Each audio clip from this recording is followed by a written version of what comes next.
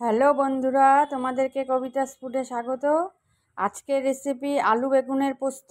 আলু বেগুন টুকরো টুকরো করে কেটে নিয়েছি, সাথে কাঁচা লঙ্কা টমেটো নিয়ে নিয়েছি। কড়া বসিয়ে দিয়েছি, আমি সরষের তেল দিয়ে দিচ্ছি। বেগুনটা আগে ভেজে নেব।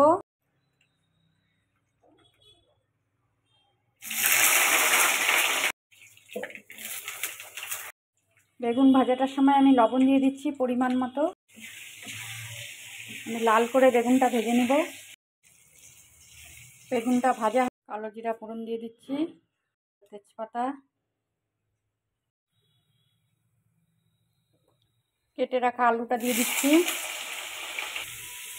লঙ্কা, পরিমাণ মতো লবণ,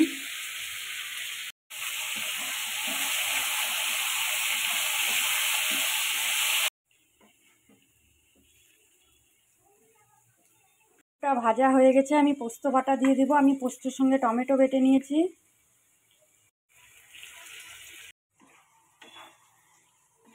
আমি পোস্তটা দিয়ে বেশি ভাজবো না, হালকা ভেজে নিব। আর রাখা বেগুনগুলো দিয়ে দিচ্ছি।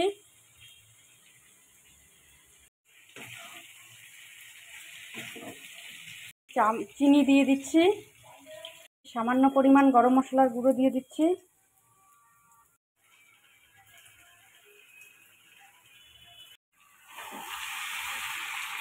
আমার আলু বেগুনের পোস্ত হয়ে গেছে, আমি নামিয়ে নেব।